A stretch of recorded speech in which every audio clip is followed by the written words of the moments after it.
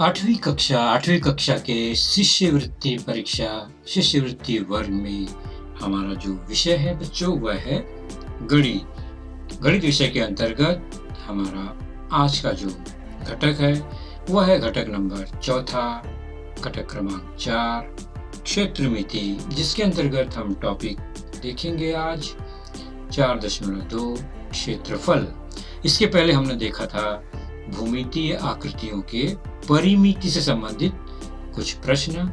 आज हम जानेंगे भूमितीय आकृतियों के द्वारा बने क्षेत्र का मापन, जिसे हम कहते हैं क्षेत्रफल।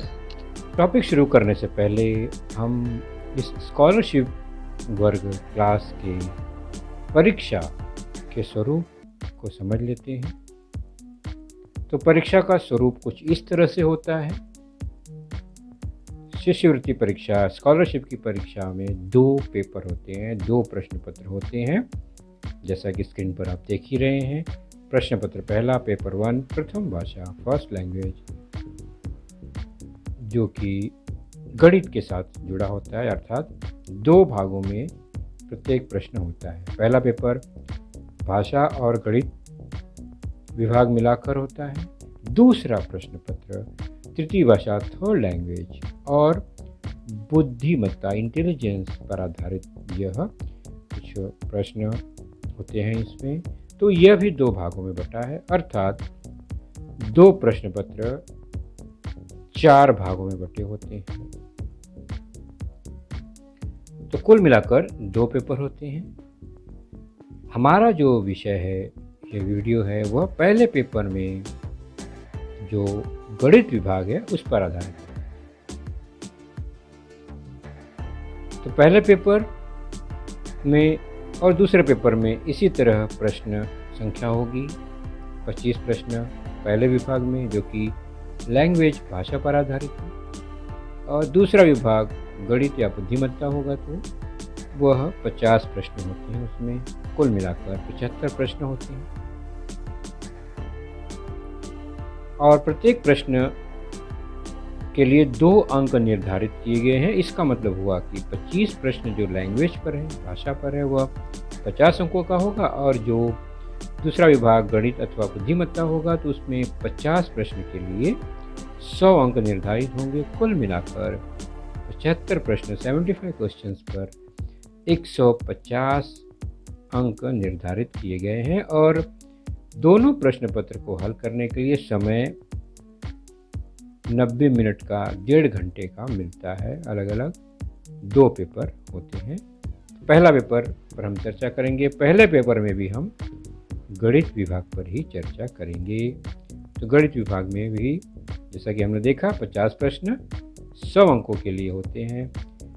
हर प्रश्न के उत्तर के लिए 4 पर्याय दिए गए होते हैं, और कक्षा 8वीं जो है, इस कक्षा में अधिकतम 20% प्रश्न ऐसे होंगे जिसके 2 हल होंगे, और प्रश्न में वह लिखा गया होगा कि 2 विकल्प चुनिए, 2 पर्याय चुनिए, तो हमें दोनों पर्याय चुनना होगा।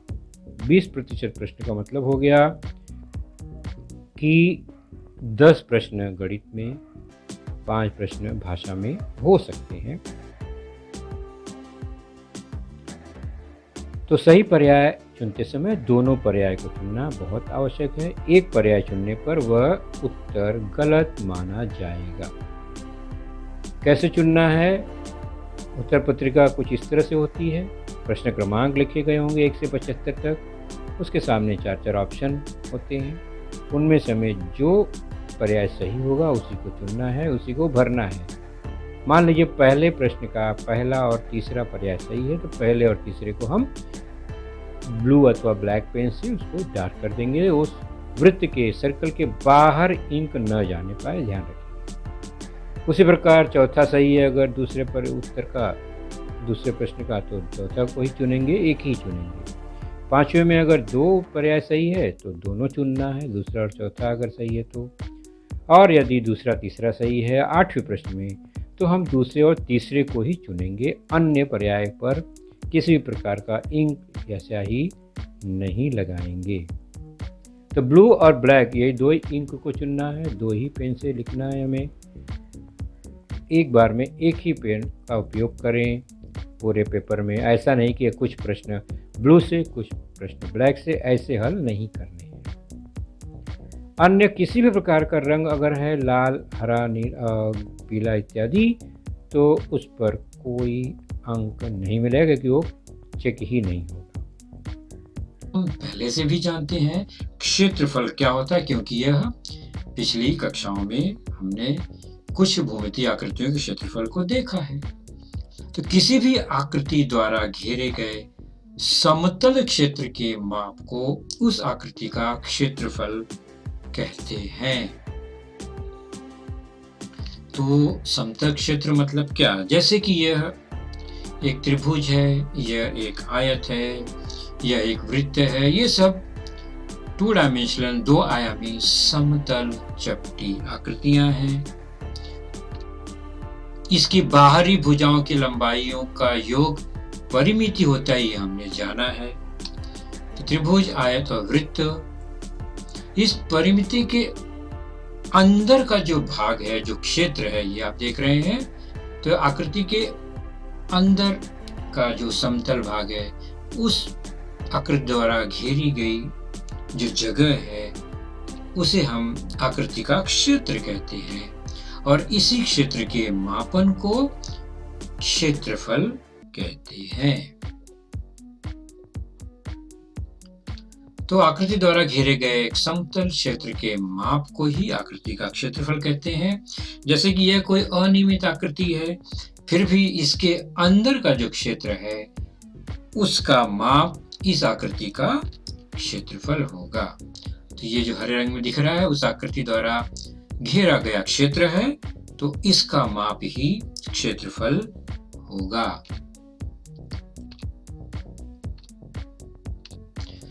तो पिछली कक्षाओं में और 8वीं कक्षा में भी हमने भूमितीय आकृतियों के क्षेत्रफल और उससे संबंधित कुछ सूत्रों को जाना है। हमें एक बार देख लेते हैं। फर्स्ट फॉरवर्ड में हमने त्रिभुज का क्षेत्रफल देखा, हमने वर्ग का क्षेत्रफल देखा, हमने आयत का क्षेत्रफल, इनके भी सूत्र देखे। उसी प्रकार समचतुर्भुज का क्षेत्रफल, समलंब चतुर्भुज, समांतर चतुर्भुज, इनके क्षेत्रफल देखें। पतंग भी एक आकृति है, उसका क्षेत्रफल भी कैसे निकाला जाता है देखा। और वृत्त, इस आकृति का क्षेत्रफल कैसे निकालते हैं, किन सूत्र का प्रयोग करते हैं, यह भी हमने जाना है। तो इस लेसन में हम इन्हीं क्षेत्रफल से संबंधित, आकृतियों से संबंधित सूत्रों का उपयोग करते हुए हम कुछ प्रश्नों को हल करेंगे। जैसे जैसे प्रश्न आएगा उसमें हम विविध आकृतियों के क्षेत्रफल का सूत्र का प्रयोग करेंगे और उसी समय हम उसकी चर्चा करेंगे। तो सबसे पहले हम एक उदाहरण देखते हैं, नमूना प्रश्न 4.2 का, क्योंकि हमारा ये जो घटक टॉपिक है 4.2 है। पहला उदाहरण ध्यान से देखेंगे। 16 सेंटीमीटर भुजा वाले समबाहु त्रिभुज का क्षेत्रफल ज्ञात करो। ऑप्शन में यहाँ लिखा गया है 226, 128, 16 करनी 3, 64 करनी 3, सब सेंटीमीटर में है इकाइयां। पहला, दूसरा, तीसरा या चौथा जो भी सही होगा उसे हम चुनेंगे। तो सबसे पहले समबाहु त्रिभुज वह आकृति है हमारे प्रश्न में। तो समबाहु त्रिभुज का क्षेत्रफल का एक बहुत विशेष सूत्र है। वो क्या होता है, क्योंकि समबाहु त्रिभुज की तीनों भुजाएं समान है, मतलब एक भुजा पता है तो तीनों भुजा भी वही है।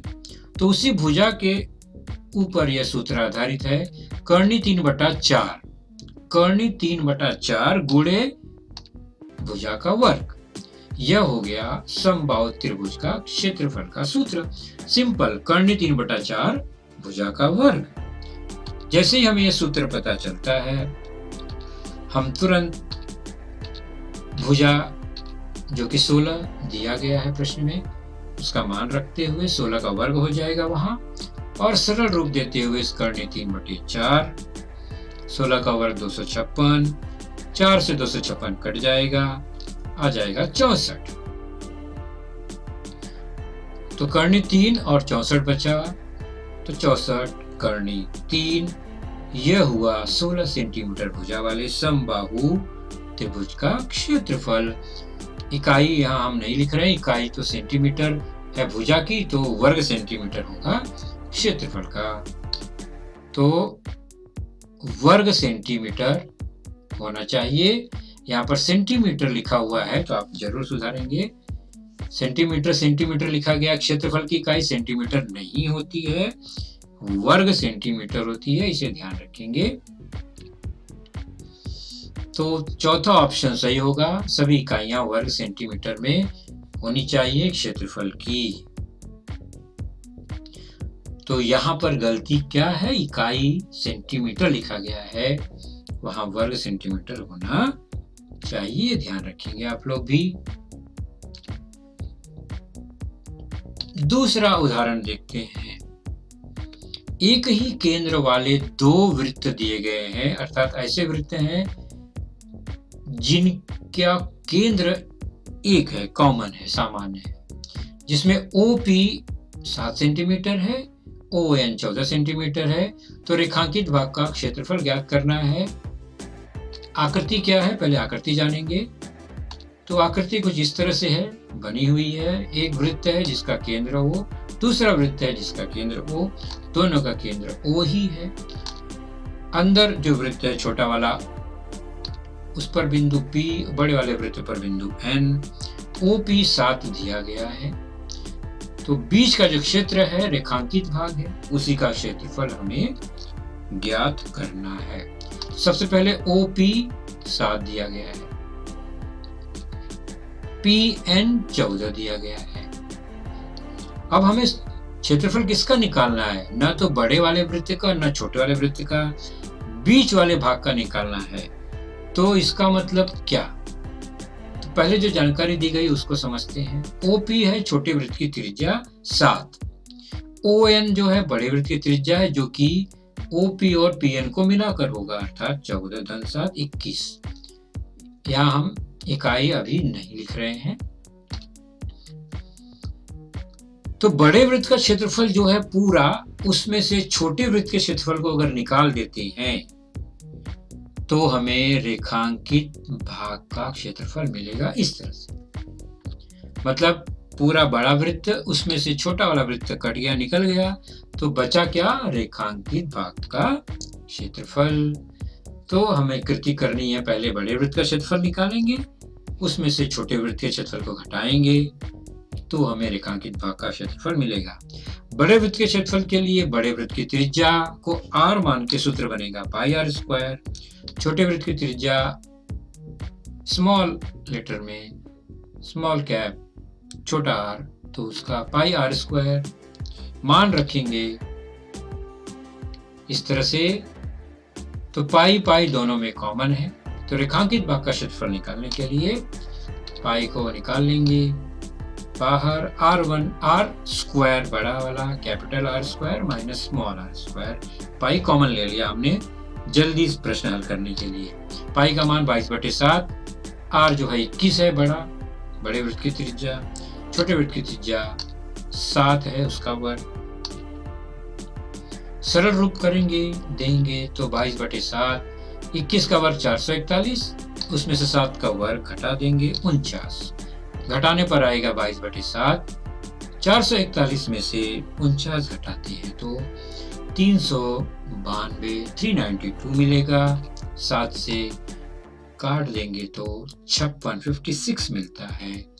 22 × 56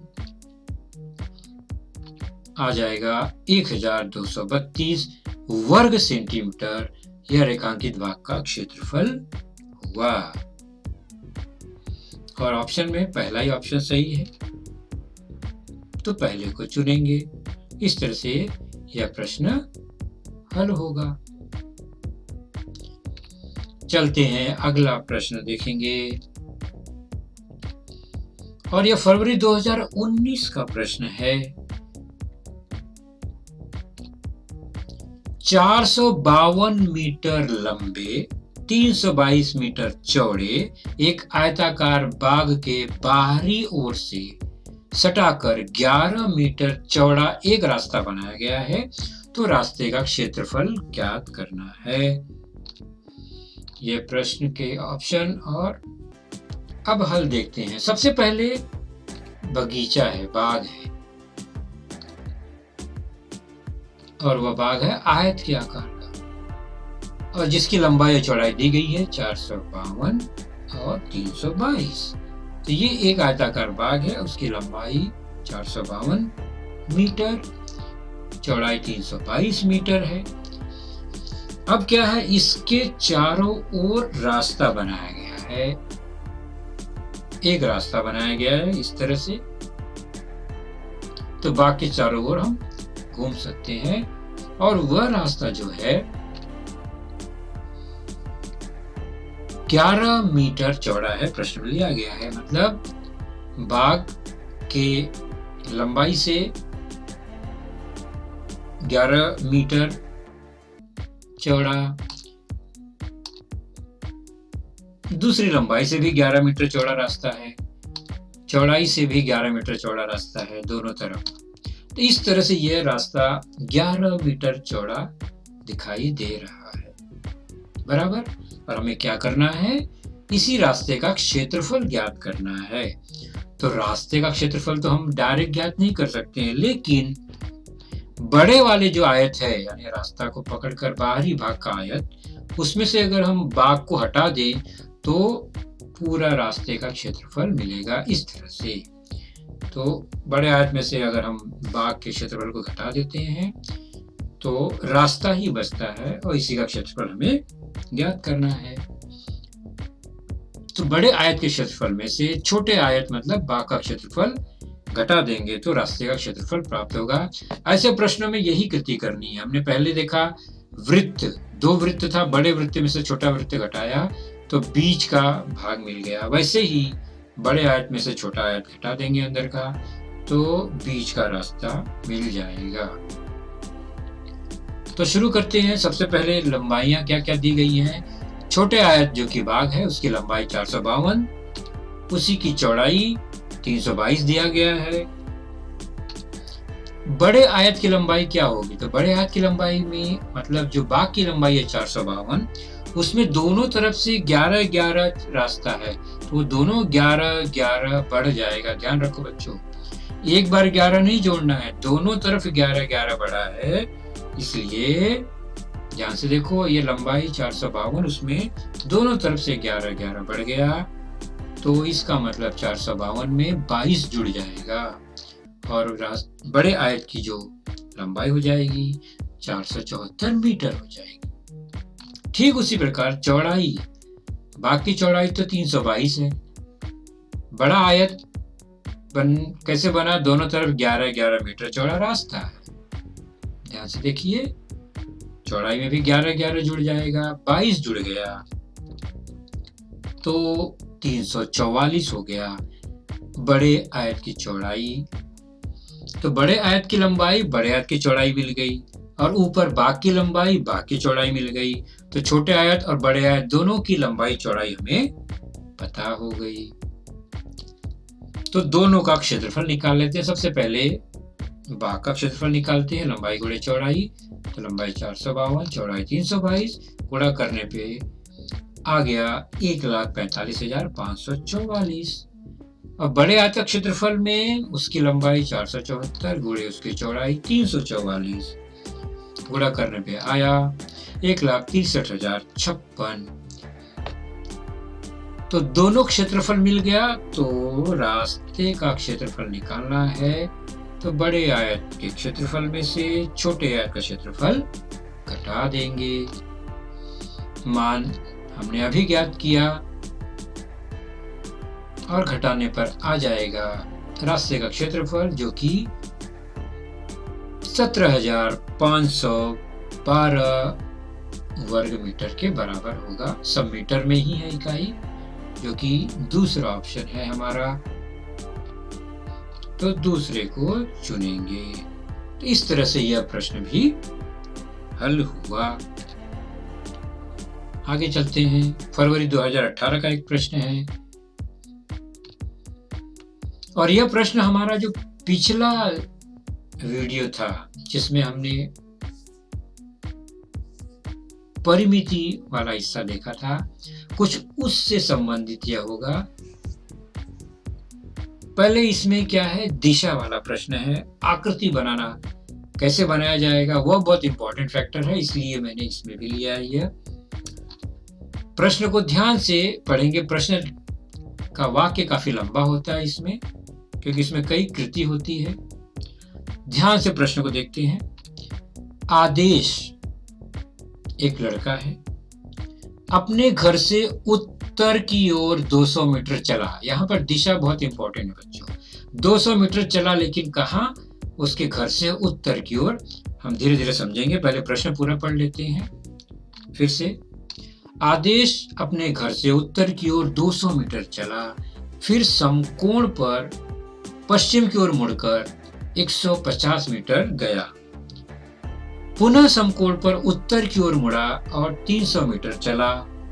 थोड़ी देर में फिर से वो समकोण पर मुड़ता है और पश्चिम दिशा की ओर जाता है 150 मीटर, और वहां जाकर बाईं ओर मुड़ता है और दक्षिण की ओर 100 मीटर आता है।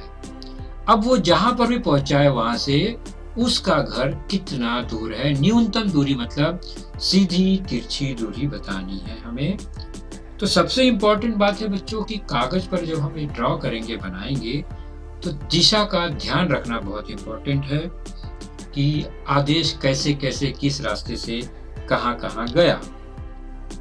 जैसे कि जानते हैं कि किसी भी पेपर पर जब हम दिशा बनाते हैं तो पेपर के सामने यानी ऊपरी भाग अगर हम टेबल पे रखते हैं तो अपने से दूर वाला सामने ऊपर का भाग उत्तर और अपने शरीर की ओर यानी नीचे का भाग दक्षिण रखते हैं, और राइट में पूर्व, लेफ्ट में पश्चिम होता है हमेशा। मानचित्र अध्ययन में हमने देखा होगा।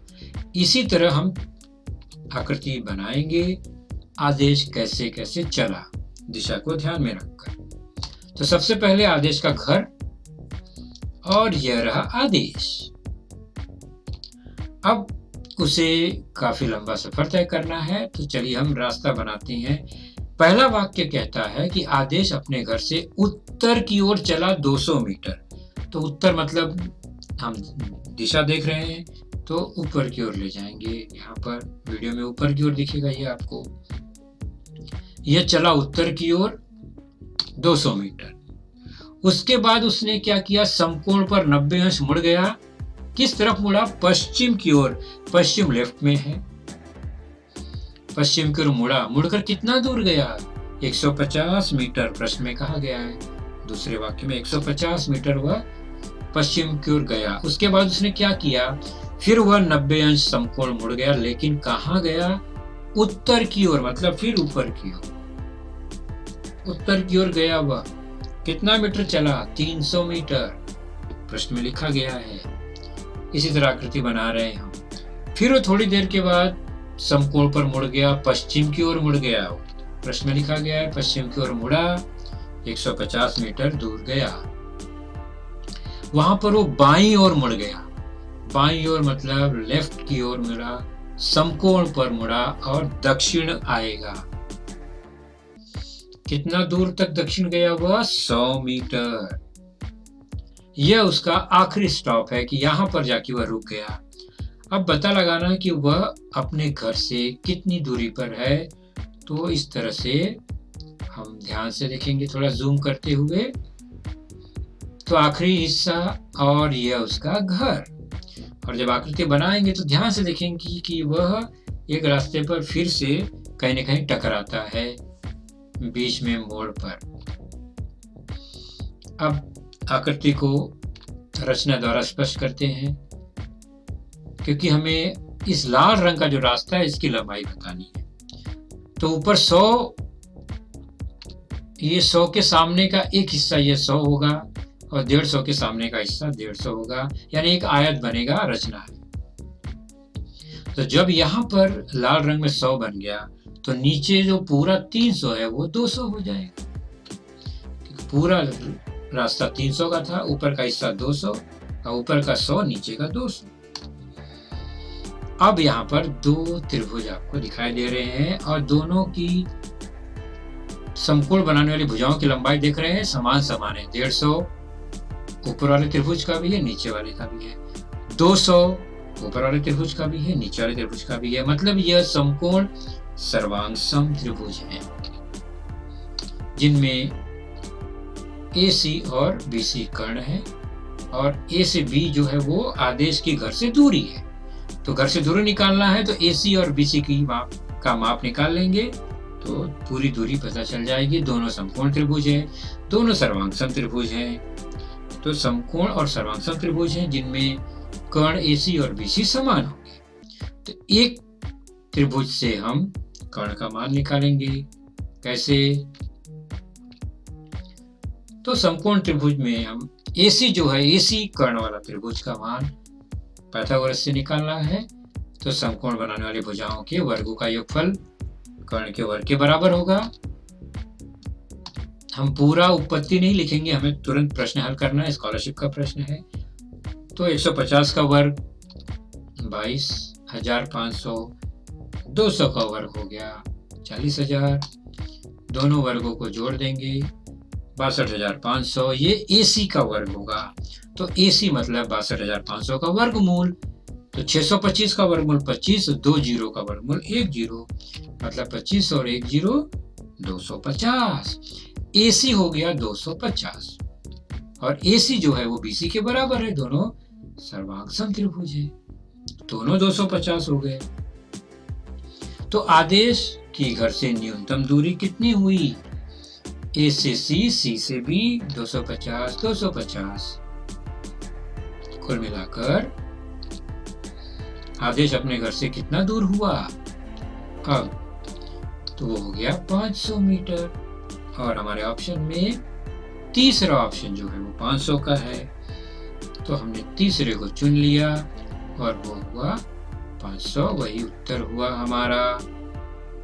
तो इस तरह से इस प्रश्न का हल हुआ। आगे बढ़ते हैं। फरवरी 2019 का एक प्रश्न है। आकृति बनी हुई है, चतुर्भुज है, समलंब चतुर्भुज है, भुजा PQ और SR समांतर है। तो आकृति देख के ही हम प्रश्न को हल करेंगे। सबसे पहले आकृति को देखते हैं। यह एक समलंब चतुर्भुज PQRS और उसमें बनाया गया है P से SR पर लंब है PM और लंबाइयां दी गई हैं PQ 47, PS 13, MR 52, SM 5 और हमें इस समलंब चतुर्भुज का क्षेत्रफल ज्ञात करना है। तो समलंब चतुर्भुज का क्षेत्रफल का सूत्र आपको पता है बच्चों, 1/2 उसके दोनों समांतर भुजाओं का योगफल और गुणे उसकी ऊंचाई यानी समांतर भुजाओं की के बीच की लंब दूरी, यही ऊंचाई होती है। अब जो जो मान दिया गया है उसे हम रखेंगे। तो सबसे पहले आकृति में नीचे जो समांतर भुजा है बड़ी वाली SR, वो दो टुकड़ों में है 5 और 52 और PM ऊंचाई हमें ज्ञात करनी है। जब ये मिल जाएगा तो हम सूत्र में इसका मान रखेंगे। सबसे पहले तो ये समकोण त्रिभुज है PMS, इससे पाइथागोरस से हम PM का मान निकालेंगे और नीचे समकोण त्रिभुज PMS में PM का वर्ग निकालना है तो कर्ण के वर्ग में से छोटी भुजा का वर्ग घटा देंगे। तो PS वर्ग ऋण MS वर्ग, हम पूरा सूत्र नहीं लिख रहे हैं पाइथागोरस का। तो कर्ण के अलावा किसी भी भुजा का वर्ग निकालना है तो कर्ण के वर्ग में से घटाया जाता है। तो PS कर्ण है 13 का वर्ग, MS छोटी भुजा 5 का वर्ग और यह 13 का वर्ग 169, 5 का वर्ग 25, घटाने पे 144 आ गया। PM का वर्ग, PM हो जाएगा 144 का वर्गमूल 12। तो यह ऊंचाई हो गई 12। अब नीचे वाली समांतर भुजा को देखते हैं। जो SR है वो 57 के बराबर होगा क्योंकि वो 5 और 52 मिलाकर हुआ। तो दोनों समांतर भुजाओं की लंबाई एक है 57 और ऊपर वाली 47, ऊंचाई 12। अब हम सीधे सीधे सूत्र का प्रयोग करेंगे और समलंब चतुर्भुज का क्षेत्रफल ज्ञात करेंगे। तो 1/2 गुणे समांतर भुजाओं का योग। तो पहली समांतर भुजा की लंबाई 57 और 47 है, उसका योग गुणे उसकी ऊंचाई 12। सरल रूप देंगे 1/2 गुणे 47 57 को जोड़ने पर 104 गुणे 12। 2 से हम 12 को काट देते हैं, 6 आ गया। 104 गुणे 6 मिला और गुणा करने पे आएगा 624 वर्ग मीटर, क्योंकि सभी भुजाओं की लंबाई मीटर में दी गई है। तो 624 वर्ग मीटर इस समलंब चतुर्भुज का क्षेत्रफल हुआ, जो कि पहला ऑप्शन है। तो पहले को ही हम चुनेंगे। तो इस तरह से यह प्रश्न भी हल हुआ। तो बच्चों, आज के घटक में इतना ही। अगला जो हमारा घटक होगा क्षेत्रफल या क्षेत्रमिति से संबंधित, उसमें 4.3 मुद्दा है पृष्ठफल और घनफल। इसका मतलब यह 3 डायमेंशनल, त्रिआयामी भूमितीय आकृतियों से संबंधित यह घटक या वीडियो होगा। और आपने अगर वीडियो चैनल जो VTC है हमारा BMC VTC हिंदी को सब्सक्राइब नहीं किया है, सब्सक्राइब कर लीजिए और बेल आइकन दबा के रखिए, प्रेस कर दीजिएगा, ताकि आपको वीडियो की सूचना मिलती रहे।